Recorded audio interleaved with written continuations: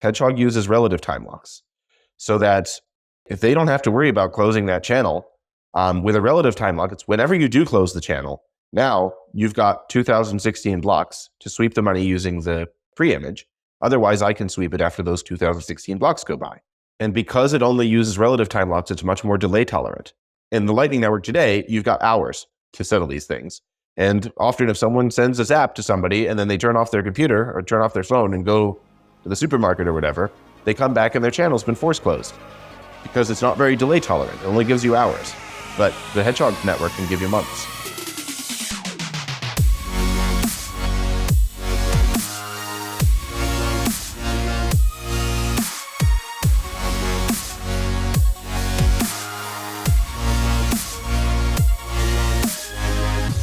What is up, guys? Welcome back to Bitcoin Audible. I am Guy Swan, the guy who has read more about Bitcoin than anybody else you know. And this show is brought to you by Swan Bitcoin, the place to buy Bitcoin, the place to learn about Bitcoin and plug your life into Bitcoin. And, of course, CoinKite and the Cold Card hardware wallet, because you better be holding your own keys, especially in this environment. One day you're going to get to a point where you're like, oh God, I should have done that. I should have listened to Guy. I should have gotten a Cold Card, and I should have just had my auto stack and auto withdrawal from Swan, and it should be in cold storage right now. Now I don't have to freak out because I did listen to Guy. You're smart. You did. You followed the link in the show notes, and you used the discount code, and you did the right thing. Anyway, you should check them out. I've been using them for years and years and years. I'm a huge fan of both companies. But we have a chat episode today, and I'm really excited to share this one with you guys because I was scouring the socials. I think it was on Nostr, I believe, when I first came across this. And it was a video with Super Testnet, who is a good friend, I consider a good friend, and amazing, just cool guy who is just always running to the next thing, like just trying to build and create, the next new thing in the space and solve a new problem. And we had him and Robin Linus on the show in like chat 80 something. I can't remember, but it was about BitVM, which was the new way to create basically agnostic programming, enforce any sort of, by literally creating gates in the script, like fundamental hardware gates to then execute software. You could essentially put any program whatsoever, any piece of software, as the determining factor, the output of it as the determining factor in the ownership of Bitcoin. That was a brilliant and completely new concept. And it essentially created the idea of being able to use a virtual machine in order to enforce the ownership of Bitcoin. And with the incredible limitations of Bitcoin script on purpose, that was crazy, the fact that that was even possible. And of course, Super Testnet jumped right on it, and he was like, okay, let's build this thing, right? Let's actually see if we can make this work. And he did. And so he went on to other cool projects, and I stumbled across this video. And I loved, and I even mentioned this while we were talking, how nonchalant he was about what he was describing, because I was kind of doing a double take. And I was just like, wait, no, this can't possibly work like he's discussing, because if it does, this is huge. Like, this is huge. This could be one of the most important upgrades to Lightning that we may have had since the inception of Lightning, really. And it solves one of the biggest headaches, one of the biggest limitations of Lightning, and one of the biggest causes of force-closed channels, actually. And immediately, I scrolled back through and I was like, all right, am I understanding properly what I'm looking at? And then I immediately went and shot him a message on Telegram. I was like, dude, we have to have a show. Are you good? And he was like, yeah, I'll do it in a couple of days. And we scheduled it, and I got him, and I'm so very glad I did, because I just needed to pick his brain and understand if what I thought I saw is what I saw. And I think you guys are going to absolutely love this, because I did. And without further ado, I guess we just get into it. This is Chat 97 with Super Testnet. Lightning offline.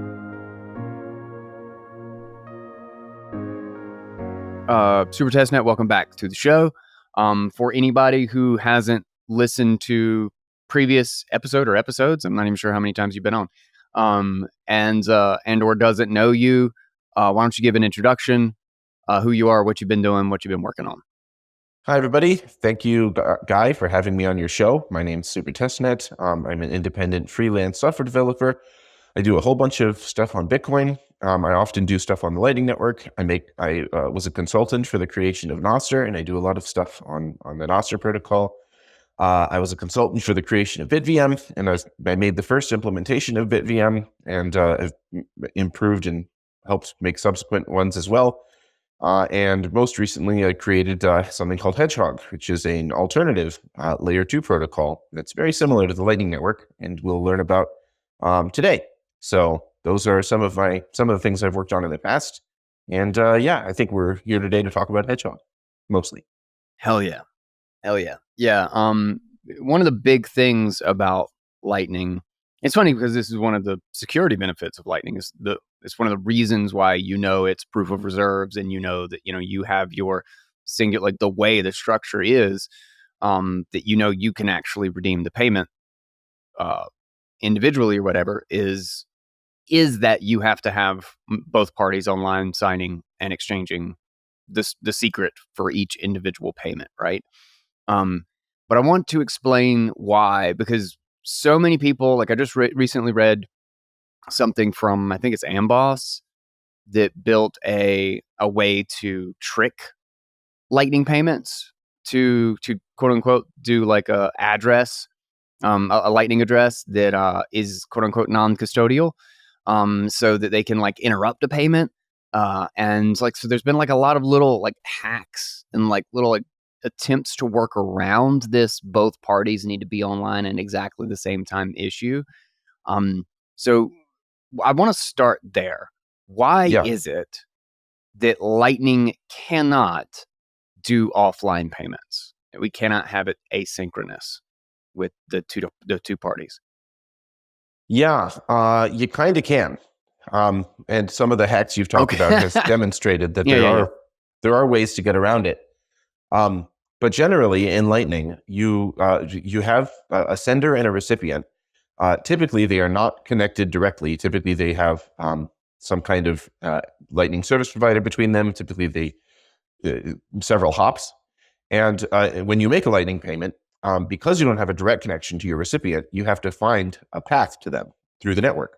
And what that usually looks like is you're effectively paying Alice to pay Bob, to pay Carol, to pay Dave, to finally pay Ed, who's your intended recipient.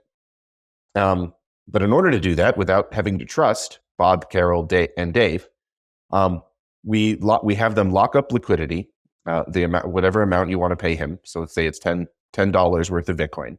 You have them each lock up $10 worth of Bitcoin in a type of contract called an HTLC.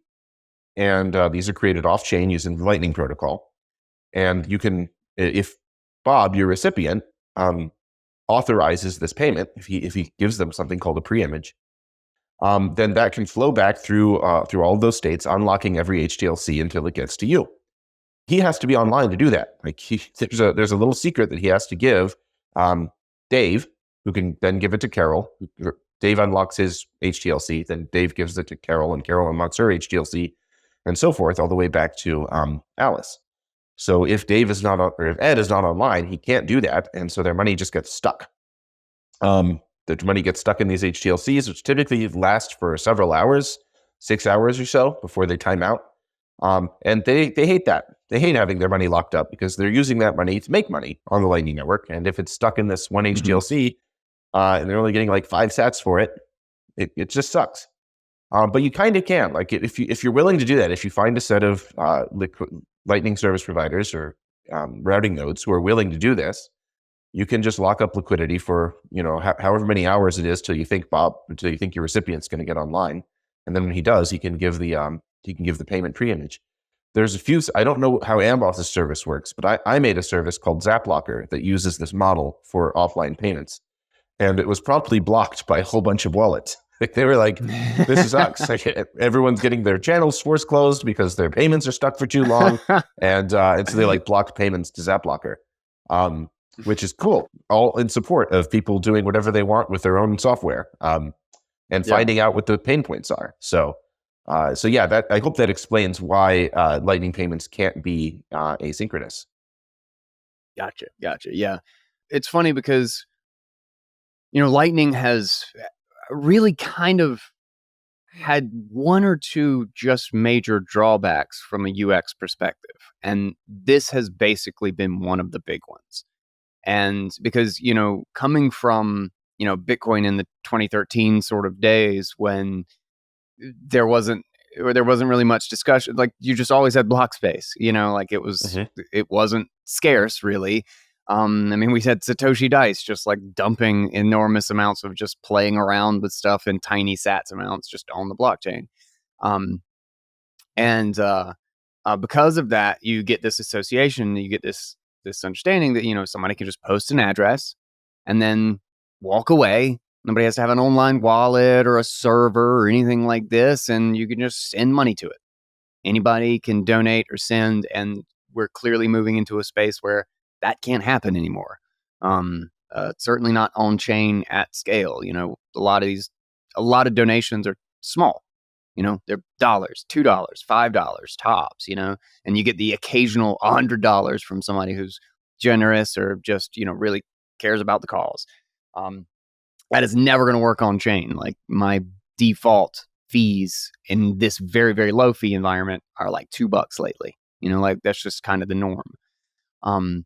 So if Bitcoin's price would just stop rising, then it would be a lot I know, easier. Right? If it would just keep falling and people would stop using it, it would all be better. But go back to the days when there were only like 500 people using Bitcoin and everything was cheap and easy.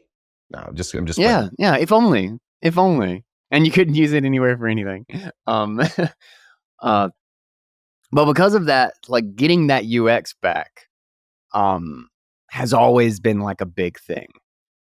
Especially with Lightning, because it does scale payments, but it does so with that trade-off, that always online trade-off.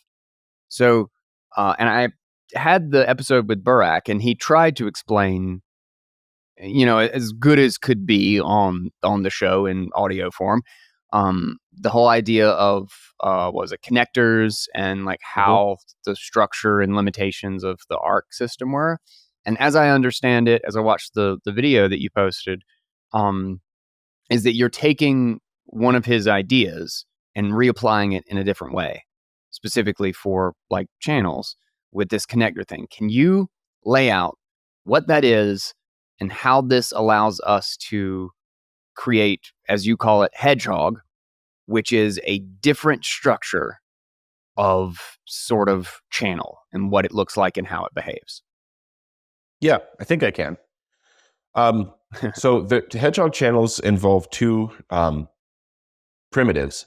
We call in coding, when you're using like a very basic thing to make a more complex thing, we call the basic thing a primitive. And Hedgehog uses two of them.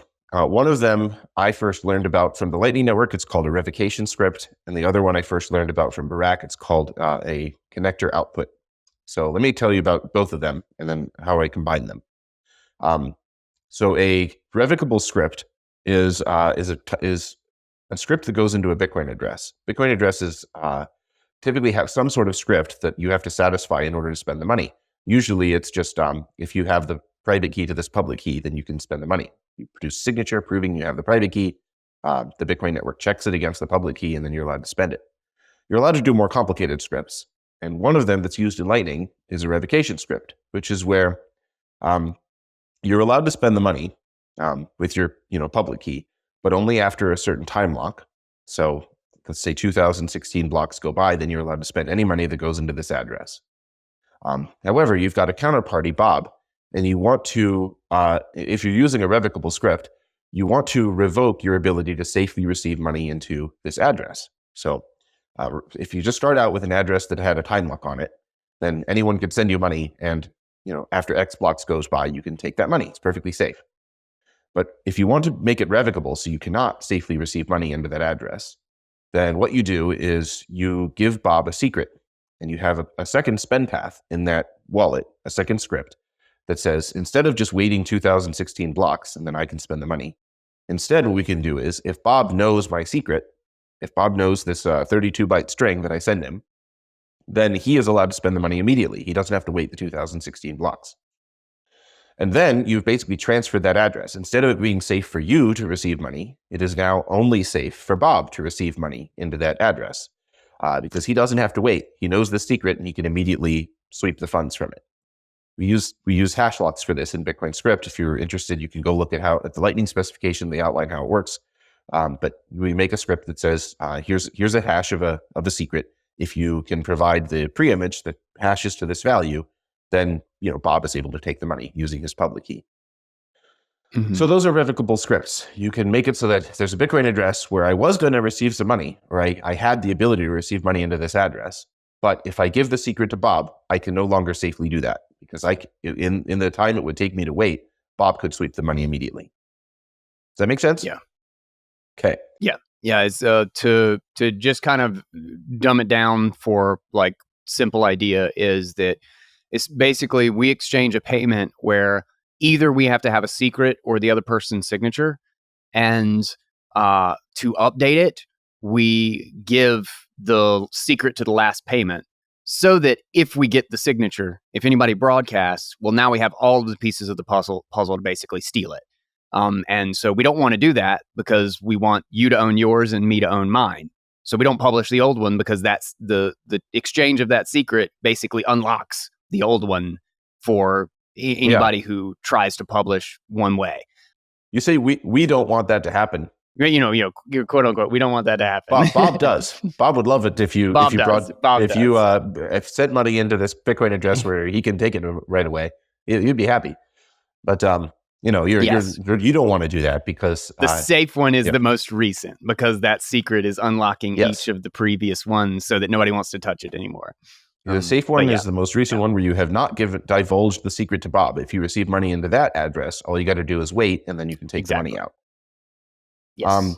So that's a revocable script. We use them in Lightning for the LN penalty mechanism, and I also use them in Hedgehog because Hedgehog is almost exactly like Lightning with one major difference. And the major difference is the other primitive that I want to talk about, which is connector outputs. So this is an idea that I think Barak invented on his own. I have since scoured previous Bitcoin projects and have found things that I think also used them, but he came up with the idea, I think, on his own.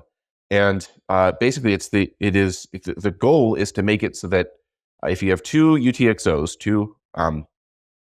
someone has sent Bitcoin into an address, he can only spend that money if another UTXO exists, if there's a connection between them.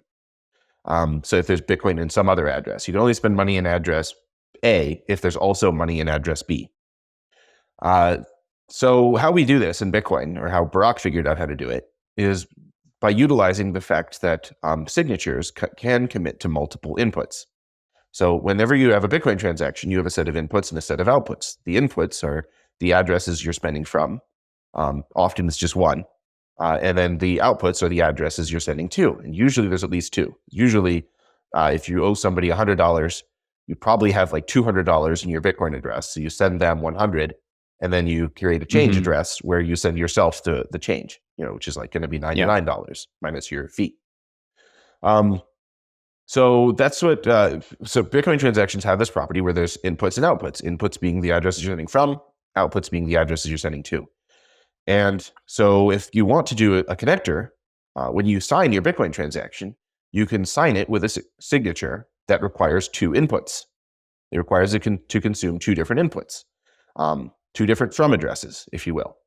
And by doing that, you make it so that both of those have to exist. There has to be money in both of those addresses in order to send the money to your set of two addresses. So Barak uses this in Arc to make it so that the Arc service provider can only sweep funds from the previous Arc output if he makes the new one.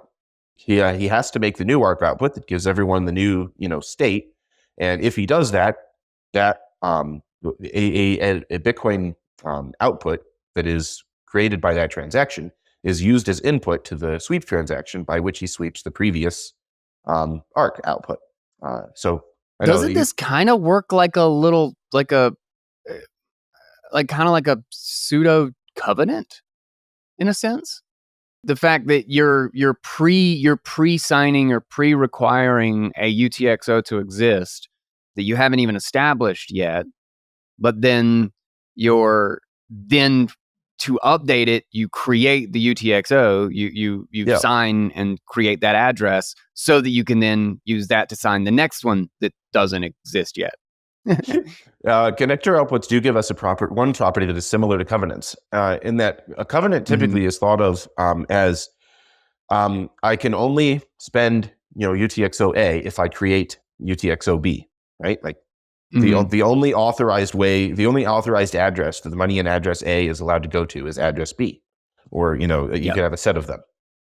And connectors sort of reverse that. They say if you put money into address B, now you can spend the money in address A.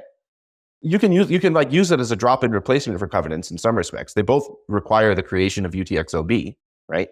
But and then that's kind of what you want. It's kind of what we want covenants for, is to ensure that UTXO-B gets created. But connectors allow us to do it in a way that's compatible with Bitcoin today, and that's nice. They do typically require interactivity. You need to have two parties involved, because if I just put money into address A and then I could create a signature that does whatever I want. I could create a signature that commits to one input or two inputs or whatever. Whereas if there's a multi-sig, then my channel counterparty can create a signature that's only valid if I co-sign using this connector output. And then I'm the only way I can't just take the money by making my own signature. I have to create UTXO-B in order to satisfy this signature that he created. So a downside of using connectors is that it requires interactivity. You've got to have two parties, Alice and Bob, so to speak, who are both participants in a multisig, and the covenant's only valid if it involves the two of them.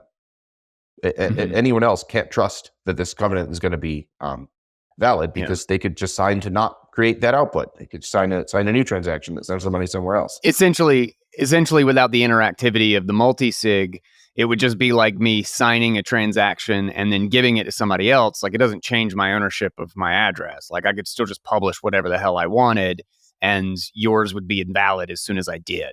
Like there would be no guarantee except for the fact that it requires your signature. So it has to be like involved or a two-party activity.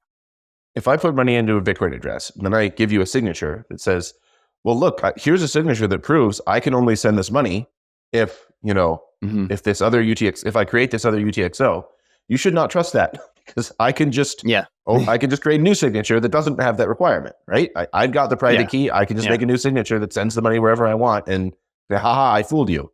However, if there's Alice and Bob both have a key in that address, then you can't do that anymore. I cannot just if my counterparty is Alice, I cannot on my own create a signature that overrides the connector signature. I need her to co-sign.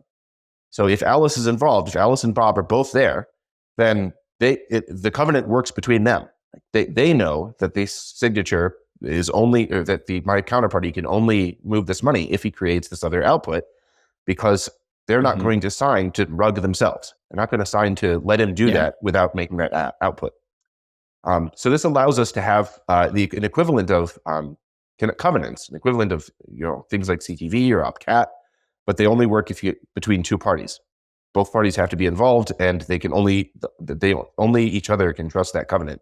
If they try and tell anyone else, you should trust this covenant, that person could be like, no, because you two could cooperate to create a new signature that doesn't follow the covenant. So I hope that helps. I think we're already lost some members of our audience, but doing the best I can here. Yeah, as much as can be done. So we have these two primitives, revocable connectors and revocable scripts and connector outputs, and I combined them to create revocable connectors, which is where I'm going to make a Bitcoin signature that spends from multisig. And we got some money in a multisig. Let's say there's 10,000 sats in it. I've got, and the state of the multisig is that I have a transaction co-signed by you. Let's say you and I are the participants that allows me to take all 10,000 sats out of that multisig.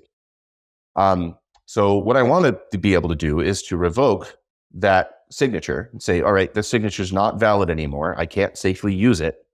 And instead, we're going to create a new state where I send you 5,000 of the sats, where you can withdraw 5,000 of the sats and I can withdraw the remainder. We want to get from state A, where I have the total, to state B, where you have 50% of it.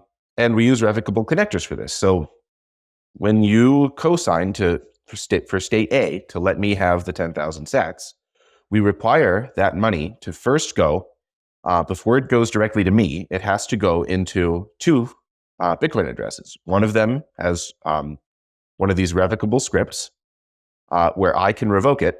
I have the ability to send you a secret and it revokes my ability to safely receive into that money. And the rest of the money, like we only put a little small dust amount into there, like 330 sats. And the rest of the money goes back into our mutual multisig. So from that situation where most of the money goes into this revocable address and the rest goes back into the multisig, we co-sign a second transaction that lets me take the money from both of those. So the majority of the money is in the multisig, the rest of it's in this little connector. We sign a transaction that lets me take all of it from both, as long as I spend both of those, and I have to wait 2016 blocks. So that's the typical revocation script, is what's in that little connector. And we sign a transaction that lets me take money from both of those and give it to me. If I want to change the state now, if I want to update it, all I've got to do is create two new transactions that, instead of sending the money to me, they send half the money to you and half the money to me. And I revoke state A. I send you the secret that lets me not safely receive money into that connector anymore. I revoke it. So now that I've sent you this information, basically, if I use that connector now, then just when I still have to wait, it means that I've given all of the information necessary for the counterparty, for you, because we're saying that this is an old transaction now. We've updated it. I've given you all of the information that if I attempt to do that, you can just take all of it. You can just take it from me. So it's not safe for me to do it anymore. It's like giving somebody the private key ahead of time to an address that doesn't exist yet, essentially. So the address exists, it just doesn't have any money in it yet. Sure. Yeah. The address doesn't have any money in it yet. The only way it can get money into it, since it's currently in a multisig, is if I co-sign to send it into there. But if I do that, it's bad for me because I've sent you the secret that lets you immediately take the money. So I can't really use that old state anymore. You've got the secret that lets you, if I do that, you can just take all the money. So since I can't use state A safely anymore, we're effectively in state B. I've sent you signatures for a transaction that, instead of putting the money into state A, it puts it into state B, where you get half and I get half. And you now have the ability to revoke state B. Like, it's just in a Bitcoin address where you have the secret and I do not. And if you want to revoke state B, you just create new Bitcoin transactions that distribute the money in the new way, however you want it to be updated, and send me these signatures so that I can co-sign, and send me your secret so that you revoke state B, and now we're in state C.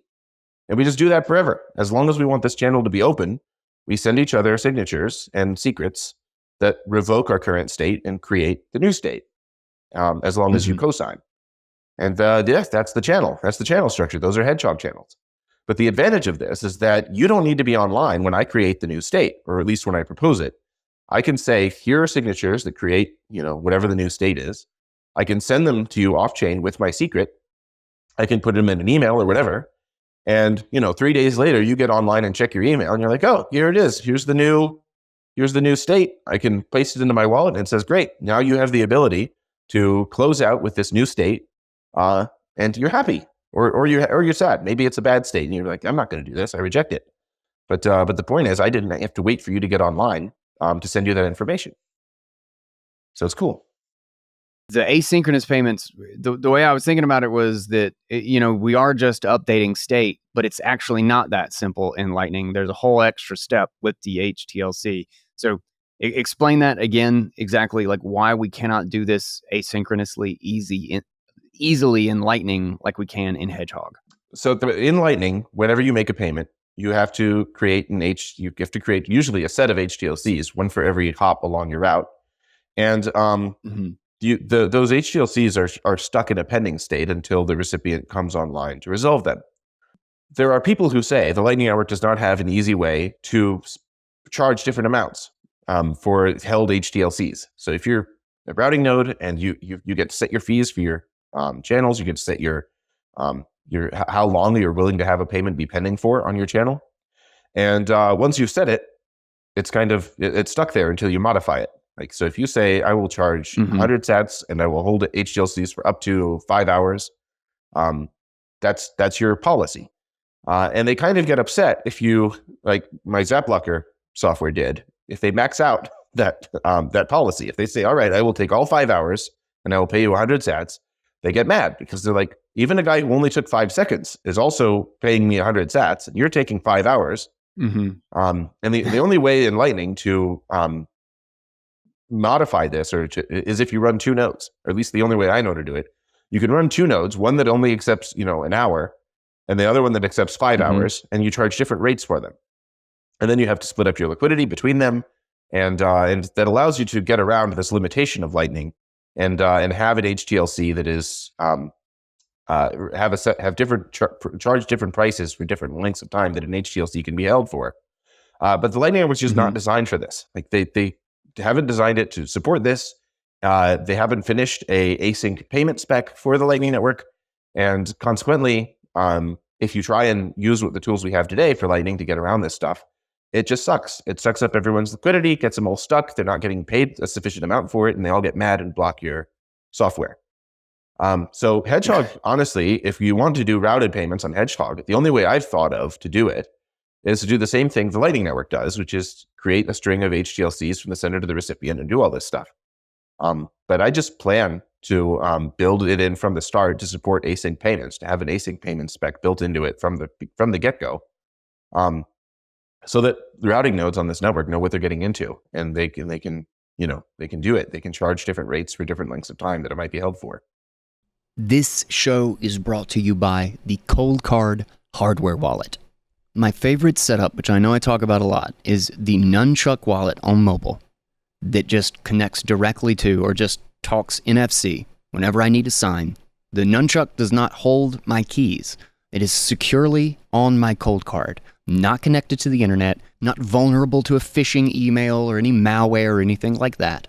If I ever need to send a transaction, I just create the transaction on my Nunchuck wallet, and I tap it to my Cold Card, I hit sign, I tap it again, and then off it goes. There is no easier interface and way of interacting that grants a higher level of security, in my opinion, than that right there. It's genuinely incredible to me that we even have this capability in the Bitcoin space. And CoinKite has just made an entire suite of fascinating security and just fun Bitcoin devices and hardware products, like the block clock. Just connect it to your node and have it show the Bitcoin price, have it show the block height, just right there on your desk in this really cool package.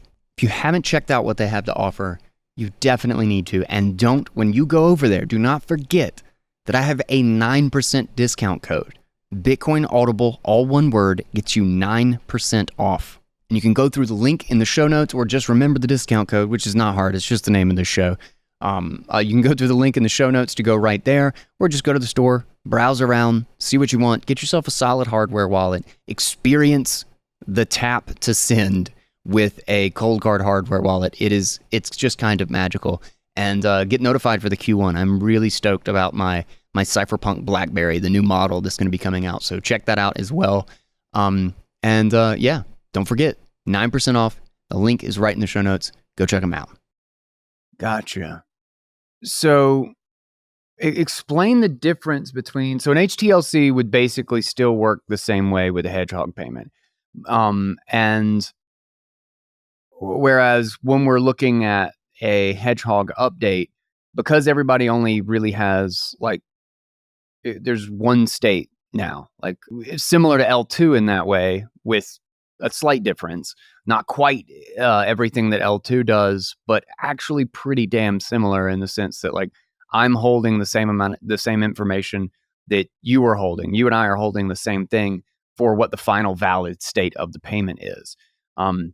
Which means for backups and recovery and sort of stuff, it's probably going to be a much simpler construction. So let me tell you what I saw in my mind and if this actually works like I thought it was when I first watched the video of you like breaking this down. Is how could you have, I guess you would need someone to accept the payment on your behalf. Ugh. I didn't think about that. Like let's say we've got like an LSP, like Breeze or Phoenix or somebody at the end with the user. The LSP has Hedgehog channels with me, with you, whatever, with the user at the end. But then let's say in the context between you and me, you are with a different LSP. You're with Breeze or somebody else at a different place in the network. Is it possible to integrate Hedgehog and the traditional Lightning network that we have such that you could send me a payment through the Lightning network and then maybe the LSP on my behalf updates it and then sends me an asynchronous update at the end, like sending me the payment or whatever, and I can receive it while offline and then come back later, look at the update, and then change the balance to my account. Is that something where like it would be easy to bridge? Or do you kind of lose that asynchronicity because it's kind of like you that needs to send me the payment and it still basically means that we have to have the HTLC locked up on the Lightning network? There are ways to bridge them that I've thought of, but that way I don't think is very safe, or at least it's not safe if you have a mobile wallet.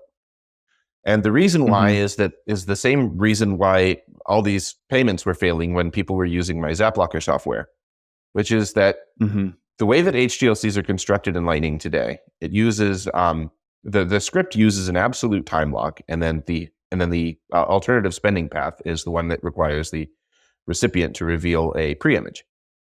So it says something like, let's say that the current block height is 500.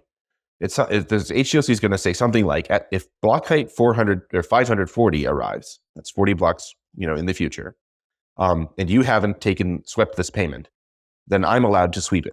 Like the sender is allowed to take the money back. And if the recipient reveals the pre-image before then they're able to sweep it without waiting for the 40 blocks to go by. So when a mobile device like my phone creates an HTLC that pays, let's say I'm Alice, I'm going to pay Bob to pay Carol to pay Dave to pay Ed.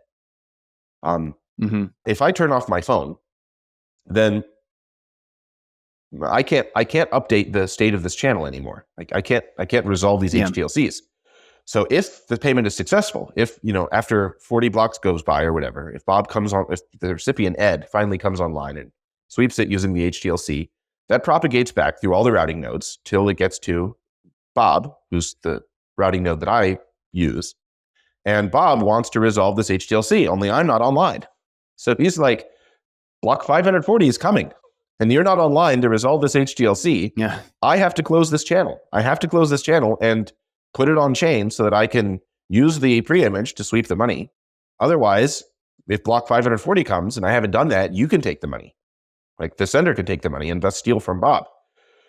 So the fact that we use absolute time locks in HTLCs means that you cannot safely bridge Hedgehog to Lightning by just saying, I'm going to create HTLCs and then forward them and then turn off my device. Gotcha. It would have the same problem ZapLocker does, which is that the routing nodes are going to force close the channels with all of the senders.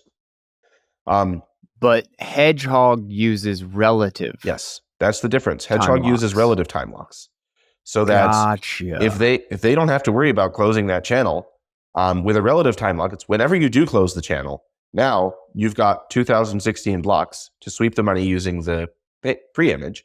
Otherwise, I can sweep it after those 2016 blocks go by, and it's not a particular block height.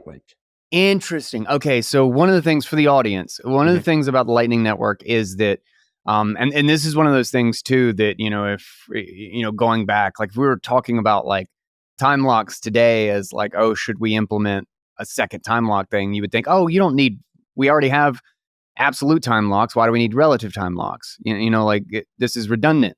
But like that's actually one of the really creative things about Lightning is that the only reason it works is because you can use both of them. It's the difference between the relative and the absolute time lock that allows you this window of time to implement your individual or enforce your individual payment versus the channel state. And you basically already always have this extra window to charge, or excuse me, to redeem from the next person in line. You always have like an extra block of time. So the interesting thing with Hedgehog, which I didn't catch until you just mentioned that, is that Hedgehog only needs the relative time locks. It doesn't use any absolute time locks. And because it only uses relative time locks, it's much more delay tolerant. Yes, you can wait forever, technically. You can wait forever. Like you could have a payment just sit there for 6 days and it doesn't really matter. You can have it 6 days, 6 weeks, 6 months. Aside from the fact you've got those sats locked up, but if it's like 100 sats or 1,000 sats, who really cares? Because it doesn't really change much. You're just waiting. And what happens if you don't redeem it at all? What happens if it never goes? Do you just drop it eventually? And it doesn't really change anything else with your state? Well, then if the sender never comes online to resolve the HTLC, then the recipient or the person who you forwarded the money to can force close in the state where either you can spend the money if the relative time lock expires, or he can spend the money immediately using the pre-image. So if he needs to, he can just force the payment to chain. He says, you know what, it's been a month and the sender hasn't come online to resolve this HTLC. I'm gonna, after a month, force close this thing and let it go to chain. I say it's much more delay tolerant. Like in the Lightning Network today, you've got hours to settle these things. And often if someone sends a zap to somebody and then they turn off their computer or turn off their phone and go to the supermarket or whatever, they come back and their channel's been force closed because it's not very delay tolerant. It only gives you hours. But the Hedgehog network can give you months. Wow, that's so cool.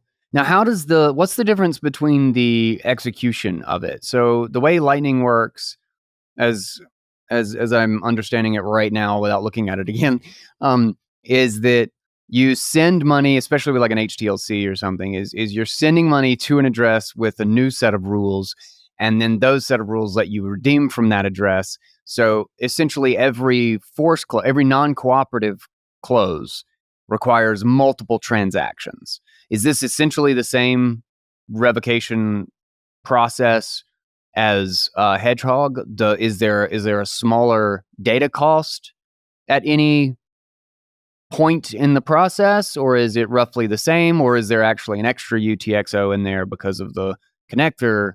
Like what's the varying difference in enforcing the ownership in the channel? Well, but you typically with Lightning, there are 2 transactions to an uncooperative. Well, actually, there's usually 3, because usually you is it 3?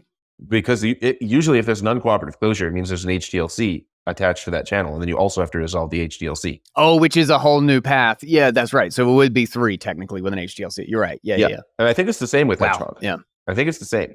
Because you'd have I figured it would be, but yeah.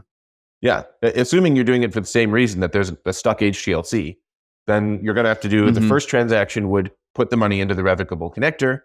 The second transaction would spend from the revocable connector using the pre-image, and then that creates the current state where there's an unresolved HTLC, and then the third transaction would resolve it. So I think it'd be about the same. It might be the scripts in Lightning are larger than the scripts in Hedgehog, but Hedgehog also has 2 inputs to every transaction. Well, to one of the transactions, whereas Lightning only has 1. So I think, I don't know, it probably balances out, but it might, I would not be surprised if it edges in the favor of Lightning being more efficient in terms of chain space. Gotcha. Especially now that they're upgrading the Taproot channels, which have smaller scripts. Yeah, that's true.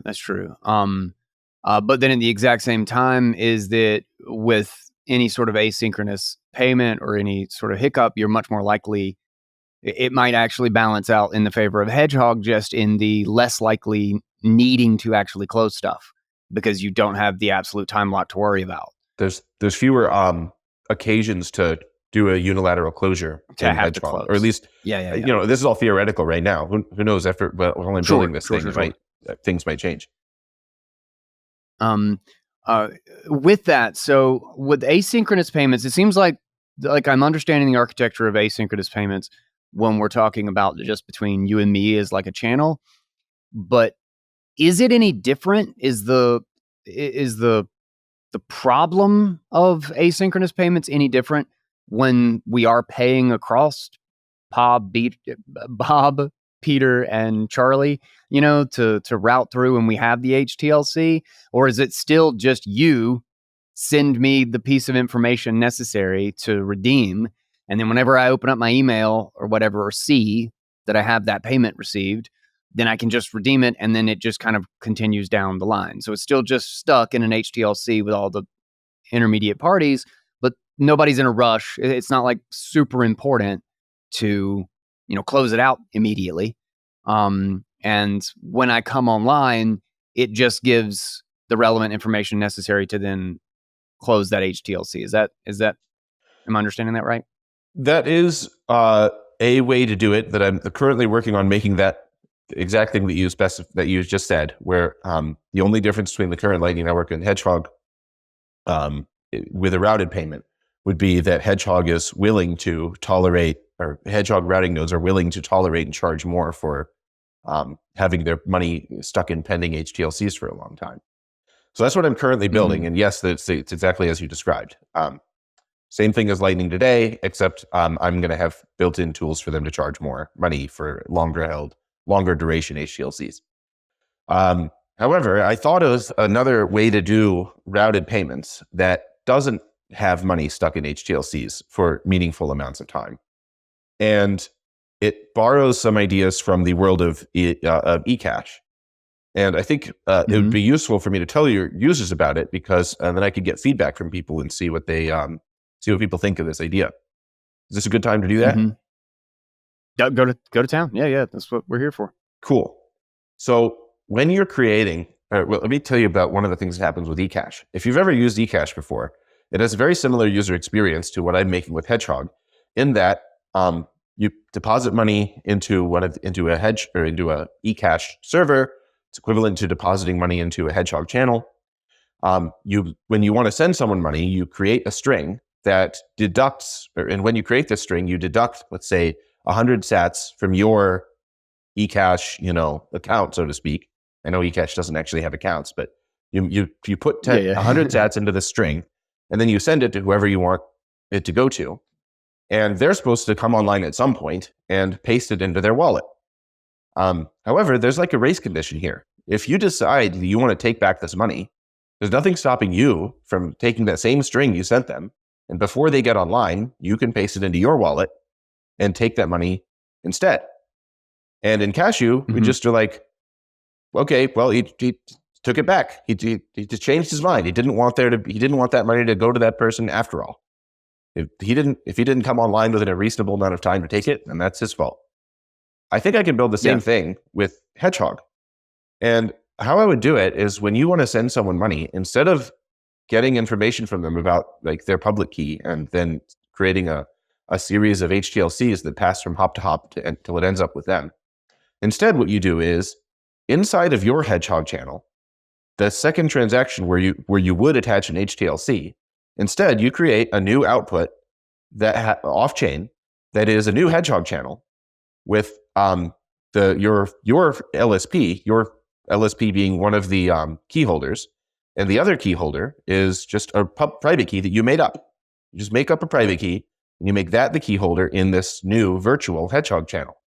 And if you do that, you put 10,000 sats in it that are redeemable by the private key that you made up.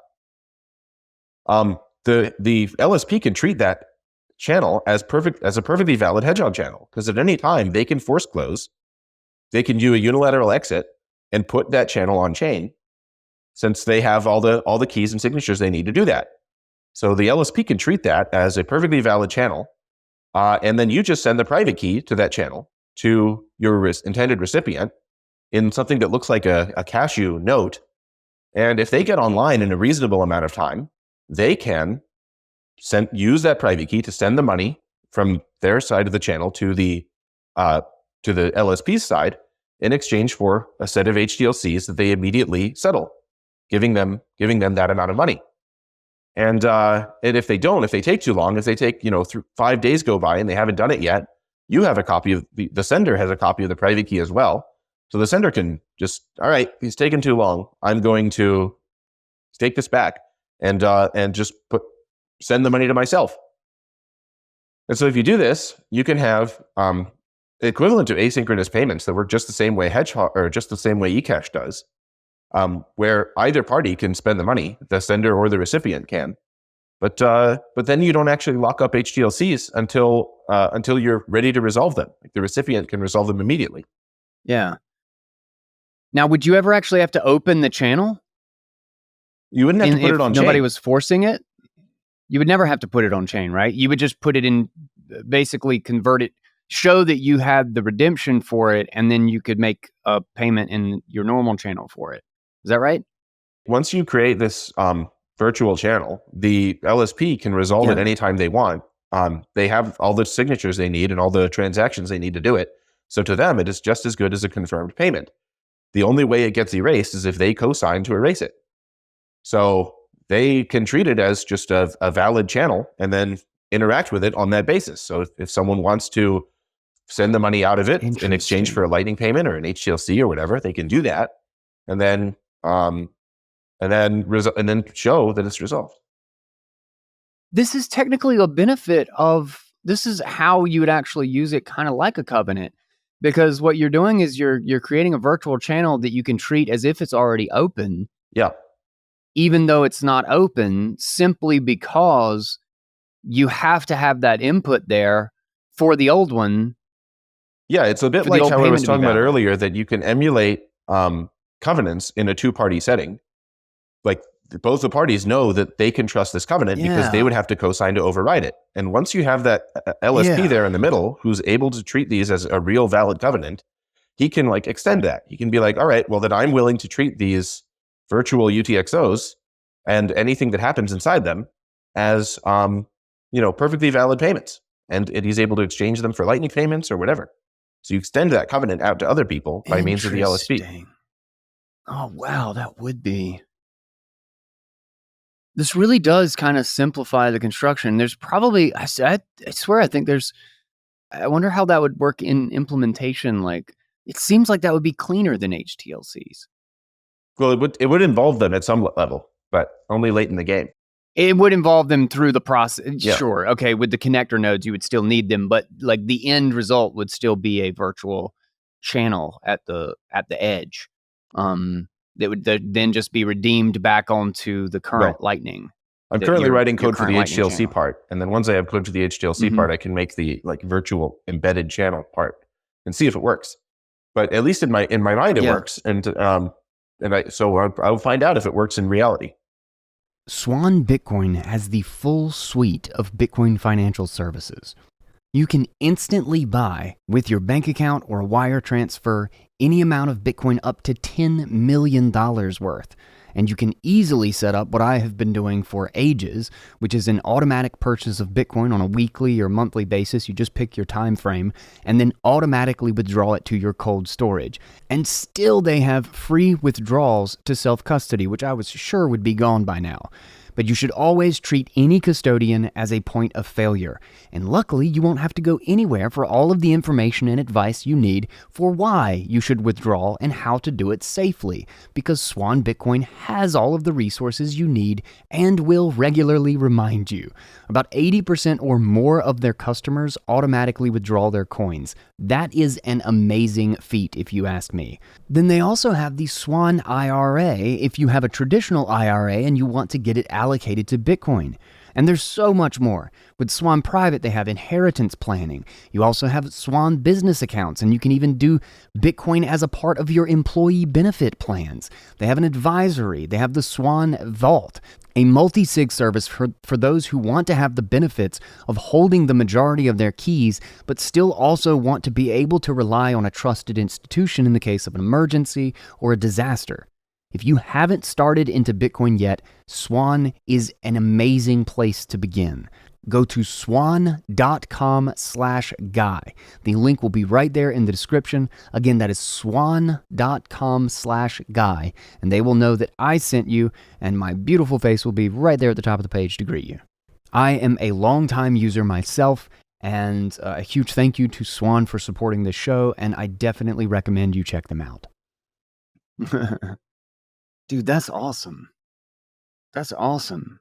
That's a really significant simplification for how Lightning works, in my opinion. And it solves a really big drawback of Lightning. And I love that that didn't register until we were talking here, that the need to drop, or the ability to drop absolute time locks, that's really kind of one of the critical keys in order to make it mobile what friendly. this does, in order to make it everything friendly, to make it time friendly. Now, I'm curious, is there actually a way to charge like a pseudo interest rate, like a time decay interest, so that if somebody comes back online within the hour, it only charges 1 sat fee? If it takes them 2 hours, it charges them, 10 sats. If it takes them a day, it charges them 50 sats. Like, is there actually a way to charge a pseudo interest rate? There might be. I'd have to think about it. But most things are possible if you try really hard. And it does sound like a hard problem. Yeah. However, I don't think I need to build it, because if I make it so that if I make this other thing I'm talking about, then you never need more than the minimum, which is just 1 block. Because within that time, the HTLCs are only going to be around for 1 block period, or I guess you need 3 blocks, because otherwise 1 block can happen really quickly. You only need a very small amount of block time for them, because you're never holding the money in stuck HTLCs in this method. That's fascinating. Yeah, I don't know. Now that I think about it, in Lightning, I have found it very useful to use stuck HTLCs for other purposes. So I might want to make it. I might want to make it so you can do it anyway, just so that other people can build stuff that I haven't thought of. Make it stuckable. Make it stuckable. Yeah. Gotcha. Yeah. And then I would need to make it so you can charge more for them. Yeah. Which means I have to solve a hard problem. Interesting. Yeah. Anyway, I will think about doing that. There's a lot to unpack there. This is. I feel like this is the beginning of a really significant update, just in using the connector model. And I think it lends itself to just showing just how powerful covenants could be, and in what ways, when you have this clear way to attach an external ownership or just like a very explicit passive thing, that you can sign over something to me. Like this is basically a use case of covenants. Like, you could do this with covenants. Yeah. Exactly like you're doing it with connectors. You've just figured out a way. You Burak and you, and like the combination of all of these things is, we can actually do this without the covenant itself in a pseudo way, just by like having the input, which is really, really clever. It's just like it's signing and thinking 1 step ahead, so that you have to then create the information in order for the signature to be valid, because you're exchanging signatures to prove ownership. It's really clever. In doing that, one of the other really neat things is that it just kind of behaves like eCash. Is that you kind of have like this cash token that you can just kind of redeem. That is literally like cash. Like oh, you do need a channel. The thing itself is of course you need the channel. Of course you need the channel. I mean the payment, it behaves when you receive it like eCash, so that you can have it entirely offline. You can, by any channel necessary, you can exchange the information, and then you have everything you need to just pull it in your channel to basically say, this is mine now. It's a powerful idea. When I'm using it, it feels very much like I'm using eCash. But it has the drawback of the Lightning where you need inbound capacity. And, people have asked me, does this fix the inbound capacity problem? It does not. You still need that.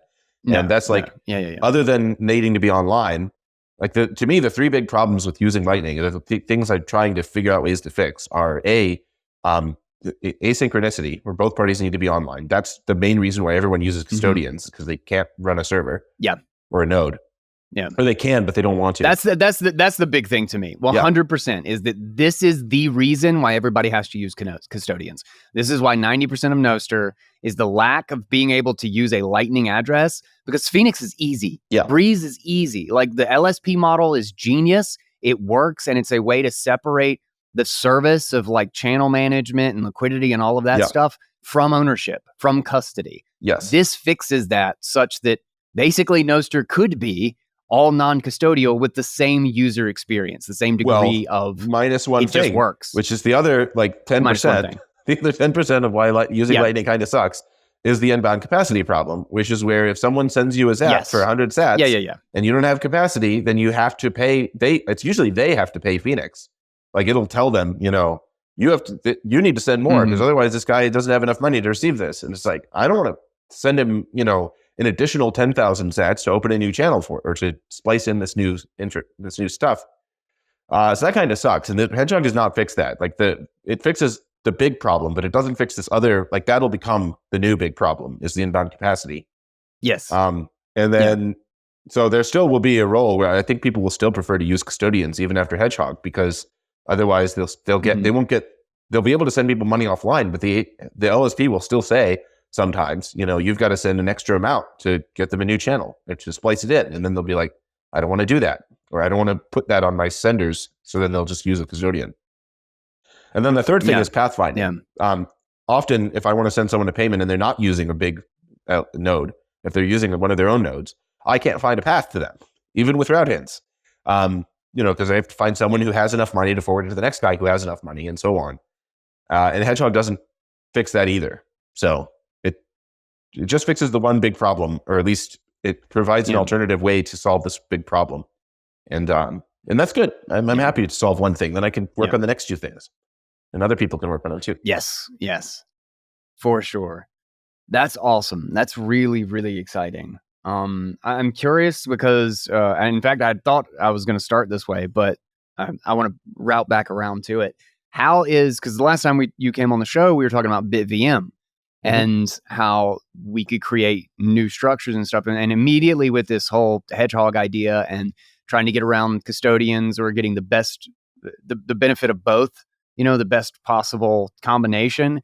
Like I'm already thinking of like, okay, well, what if you could have eCash as a bridge network between Hedgehog users and stuff, and you could accept eCash up to a certain balance and then update Hedgehog channels or something like that. Like, and get kind of like this great user experience of kind of unconfirmed funds in small amounts, so that if you don't have the liquidity, you're holding eCash, you're holding this kind of like almost payment mechanism where it's still trusted, but it's only ever going to be trusted up to $50 worth of value. And then you close out and open up a open up a new channel or change the liquidity or something, or it just gets batched in for the sake of just making it as chain efficient as possible. How do we use as little space on the time chain as possible? Well, let's just batch it throughout the day. But anyway, in that same sense, you started out that monologue with a question, and now I lost the question somewhere. I know. I was coming back around because I realized I did that. So going back to that makes me think again about BitVM is how we can create these alternative structures of enforcement to give us, something that behaves like an eCash network, but still actually, even though it may cost to take it to chain, still actually have that redemption power, and then move it to Hedgehog channels as the better way to hold it after a certain threshold of value. So going back to BitVM, you did it because again. That's what we talked about last time. I lost the question again. I did. Is BitVM is what's been going on with BitVM, and what kind of improvements and stuff since the last time we talked have there been? Are things moving as good or not as good? Like where is the whole state of that space? So as a reminder, I'm not on the BitVM team.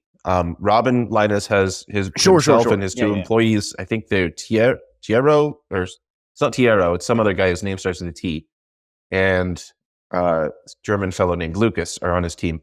They're the BitVM team. I'm an independent guy who also thought BitVM was cool, and because I make stuff really quickly in Bitcoin, I rushed out an implementation right away, almost before his white paper was ready. So I'm not privy to the internal discussions of where they're at. All I have is the information that they share publicly. And occasionally I do a phone call with him just because we're friends, and he tells me about different stuff they're working on. But cool. From my perspective, currently the only version of BitVM that actually works right now is the one I made, right? So I was just talking to someone earlier. They were like, BitVM 2 came out and it's way better than BitVM 1, which of course is way better than Super's thing that he made as a proof of concept. And I'm like, no. But BitVM 1 and BitVM 2 are still both theoretical, and mine works. Like mine's out on the chain right now, and you can use it to run the limited set of programs that I've written for it. But it works, and mine's not theory, it's fact. So I don't let anyone say that their theoretical BitVM is better than mine until they make it reality. So that said, where I'm at, I used the skills that I've learned with working on BitVM stuff to make an implementation of the game Tic-Tac-Toe.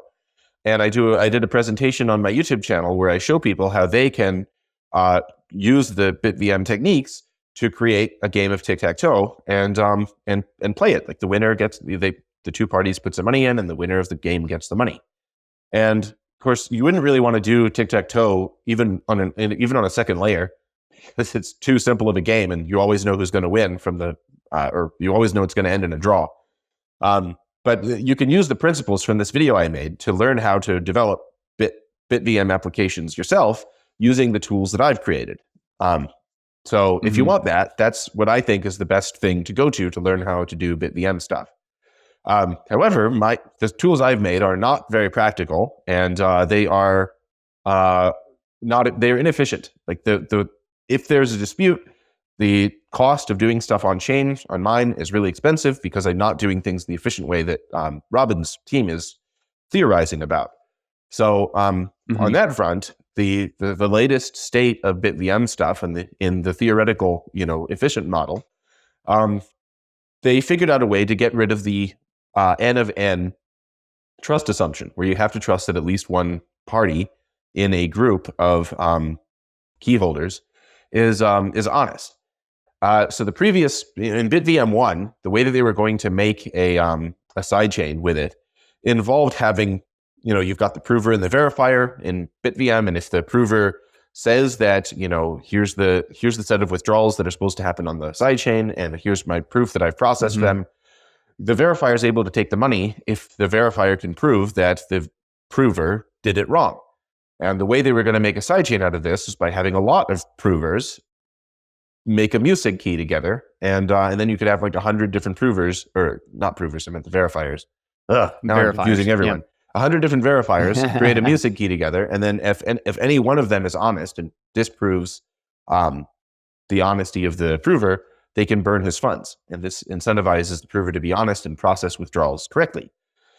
They figured out a way to make that not happen so that anyone, without being a member of this N of N key set, set of key holders, can challenge the prover and say, you didn't process my withdrawal, and here's the proof. And then if they prove that he didn't do it, they can burn his funds, which is a massive improvement.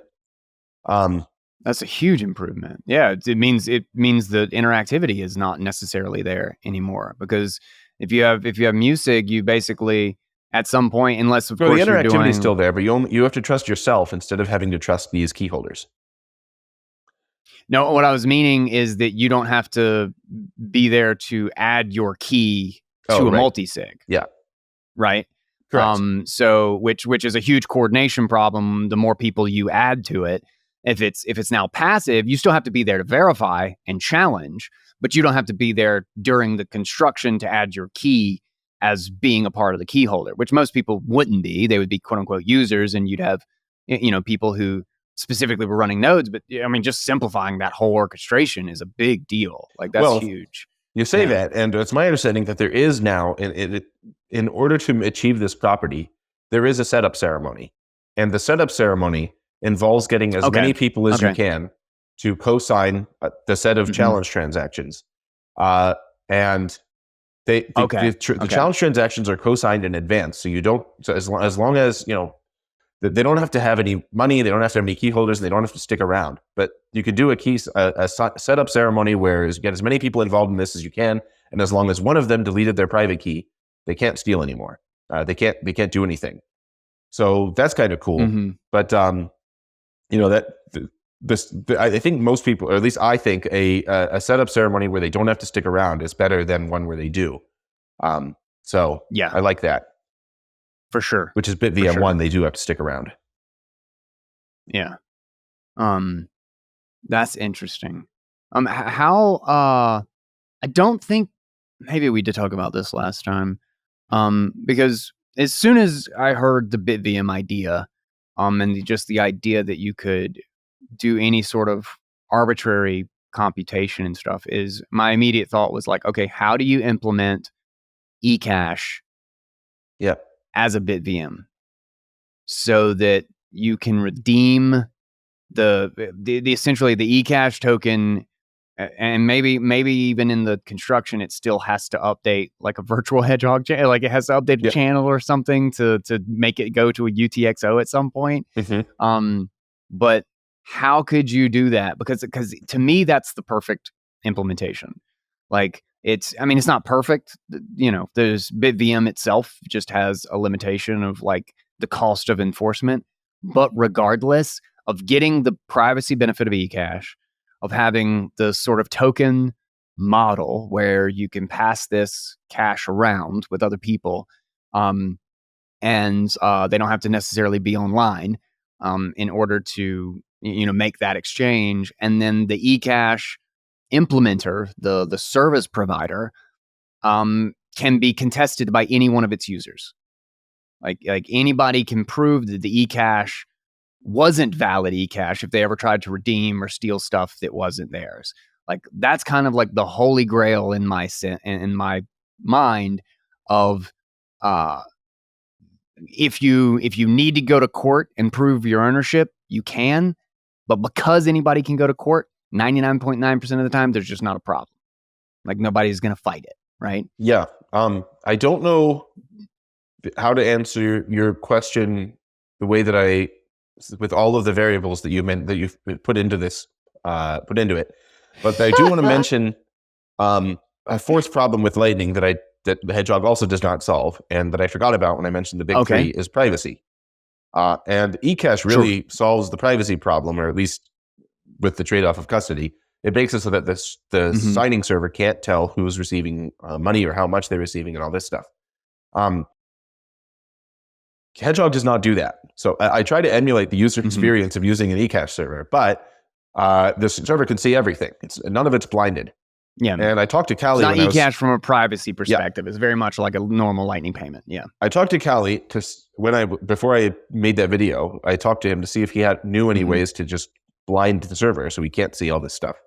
And he didn't immediately think of anything. And when I talked to Robin Linus about this stuff, he says zero knowledge proofs solve everything.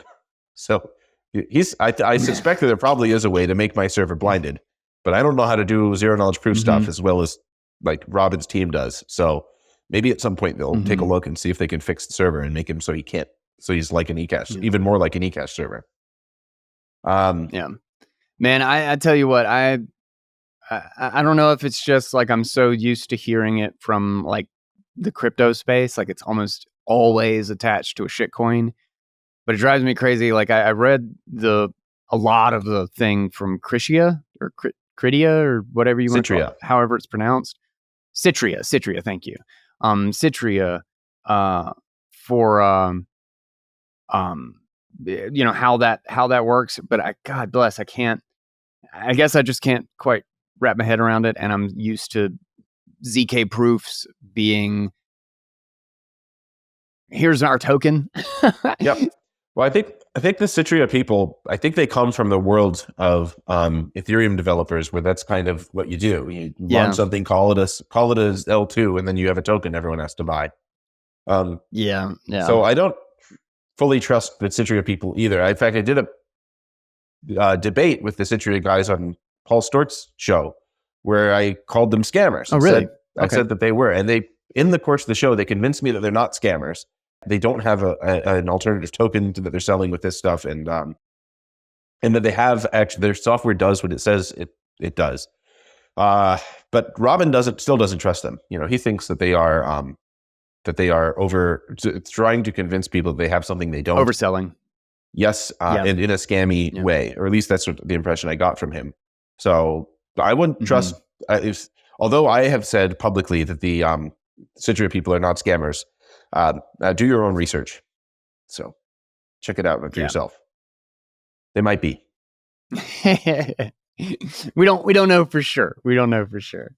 Well, I don't want to hold you forever, and I know we had like a little bit of an overlap there in the middle because of the lost stuff, and I'll figure out how to edit it together. I think we gracefully put it back together, hopefully. Yep. But this is fascinating. I honestly, I kept thinking that like there's so many moving pieces, and I still just feel like we haven't explored the space of what is available right now.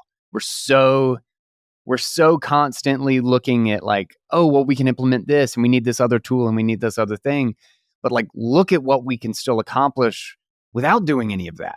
Like by just utilizing the tools we currently have. And this was as soon as I watched it, I feel like, and you're always like pretty humble about it and very like matter of fact and like frank. So I was kind of like laughing when I was watching the video because you're like, well, here's this thing that I think is kind of neat. And then I'm like watching this and I'm like, wait a second, this is like asynchronous payments. This solves like a huge problem of lightning, and you're like not thrilled. I should have been like, I'm always thrilled. I'm always like, dancing. Yeah. I'm always like super stoked about it. And then you're just like, well, I think it's kind of neat. Hope you guys like it. And that shit cracked me up. I was laughing. It took me a while to get to that point. Like when I first came up with the idea, I came up with it in a conversation with Waxwing about this thing he had called Pathcoin, where I was trying to implement it and found a problem, and then this the Hedgehog stuff solved it. So when I was talking to him about it and I came up with the idea, I was like, there's no way this can work. This channel structure has to have some flaw. So then I implemented it, and I got all the way to the end, and it did work. And then I was really mad I was like, or not like crazy. So I called Callie, and I was like jumping around. I was staying in this hostel, and they like came up to where I was, and they're like, you have to stop. You're like thumping on the ceiling. But I was crazy about it with Callie, and then I finally made the video, and I tried to keep a calm, rational. Tone it down a little bit. I did. Tone it down a little bit. I did, and it's good. I think it's good. It was great, and you had me jumping around. But yeah, this is super fucking exciting, man. Let everybody know how to stay up on this, where you're going to do updates. Like, what's your plan? Are you going to build a full implementation of this? Like usable? Does this need funds? Because this seems like something that would be worth like putting real capital toward to me. Yeah. What are next steps? What's your plan? Do you have one? It's good. Yeah, I've got. If anyone wants to contribute funds, I do need to eat. And the last time I did get money recently for Zaplocker, which is sort of a precursor to this. It was it was an attempt to do offline payments. I got a grant of a Bitcoin from Human Rights Foundation for solving number 6 of their what's it called, their Bitcoin bounties. And so Evan Kaludis got some money out of that, and I got some money out of that, and that has been really helpful. So I'm good for like another 2 years as far as having money to eat. But I will need to eat after that as well. So if anyone wants to contribute some money toward me so that I can keep doing this stuff, that would be great. My Bitcoin address is in my Twitter profile and my Nostr profile. So if you search for Super Testnet on Nostr, 2 words, you'll find me there. On Twitter, you have to do super_testnet and find me there. That'd be great. Then I can. I'll have your impub in the link or in the description and stuff. Yeah. Thank you. Yeah. Hell yeah, man. And then so what does it take to build it? Well, the really difficult thing with me is that I'm always coming up with new stuff. Like I've always got new inventions that I'm coming up with, or I get really excited by someone else's invention and I want to make it. So I cannot guarantee that I will do my implementation. I'm currently making a wallet called Snuffle that has support for Hedgehog channels and Lightning integration, so you can do both. In order to do that, I need to write the server-side software, and I need to do the embedded channel thing, and I have to finish the HTLC thing, which I'm almost done with the HTLC thing for integrating with the real Lightning Network. I have a quick question with the Snuffle wallet. Is if it's got Lightning and Hedgehog, is there a reason why you can't do a normal HTLC? No, you can over Hedgehog. You can do normal HTLCs inside Hedgehog. So that if you received a normal Lightning payment, you lose the benefit of Hedgehog. Yeah, but if you received a Hedgehog payment, you could receive it as Hedgehog. Interesting. Because fundamentally, the channel itself isn't any different. It's the update structure that changes, which means that you could use either one. You can put regular Lightning HTLCs inside of a Hedgehog channel in its second transaction that actually settles into the current state. And then you can resolve them the same way Lightning does. But you lose the cool properties that Hedgehog brings. Yeah. So, but I'm going to do it anyway. That's crazy. So that it is a Lightning wallet. And then, so I'm working on Snuffle. And I need to make the server software so that I can do the extending the covenant stuff out to multiple people, and make the virtual channels kind of work like eCash does. And then I think I'll be but that's a lot of work. And the problem is that it will not be surprised if before I'm finished with that, either I invent something else or someone else invents something else, and then I get excited about that. So no guarantees. If it'd be great if someone else wants to make it their own implementation of what I'm doing, have at it. The code I've written so far is on my GitHub. You can use it as a reference and then write it better, make your own, and then we'll have competition. Then I won't be the only one working on this. So give it a try. In fact, if anybody wants to reach out to me, if anybody is interested in that and wants to do the tedious work of getting this to like a final thing, because I want to give Super Testnet the ability to explore new ideas, because that's where he really shines, is going to the next thing that he's excited about, building a quick implementation, making it work, proving that it works, and then going on to the next exciting thing. So I would be very, very happy to talk to somebody who wants to take the new cool thing that he explored, the Hedgehog in this instance, and how do we flesh this out completely? How do we start actually utilizing this, building a client for it? Because that would be a huge thing, and it would be interesting to see updating, like slowly migrating things toward this architecture, and how we could kind of bridge the gap and kind of get the best of both worlds while we have it, the liquidity of the traditional Lightning, but begin to add in the features of Hedgehog. So definitely hit me up. And anything else you want to add, Super Testnet? I do. Thank you for coming on the show. Many people who watch this will wonder why I named it Hedgehog. And it's one of the common questions I get. So there's not a huge reason for it. I think hedgehogs are cute. I think they're very cuddly. They're known for being relatively fast. I think all of those are desirable features of a monetary transfer protocol. I would like my money to go fast, cute, and cuddly over the network to the next person. I think there's a lot of. I think all the Lightning memes are used up. There's a bunch of LSPs like Voltage and Strike who've used those. There's wallets named like Zeus and Olympus that have taken all the good Lightning puns are taken. So I wanted to give some new source of puns. And hedgehogs there's lots of things you can do with them. Like I've already come up with Burrow and Snuffle, and there's a lot of cool things they have. Like they've got the little spines in their back. They've got emojis, they've got movies, they've got TV shows, they've got cartoons, video games. So there's lots of fodder for people to use to make cool stuff content. Rife with content. That's why I picked the name Hedgehog. So in case anyone's wondering, there's nothing particularly analogous about it other than that they are fast. So. That's great. I love it. All right, dude. Thank you again so much for coming on the show. We'll be doing this again, I'm sure. And when you find the next cool thing and start building on that, or when there's new updates to explore and looking into stuff.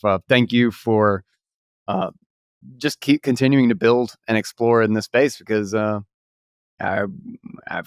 wouldn't have Hedgehog. We wouldn't have. This is a fascinating idea. I think this is a big deal. And BitVM would still be a theory. So awesome. Yeah. Yeah. All right, cool. Hell yeah. Thank you guys. Absolutely, and sir. thank you. You keep doing what you do. And I hope you guys have a great rest of your day. Bye-bye.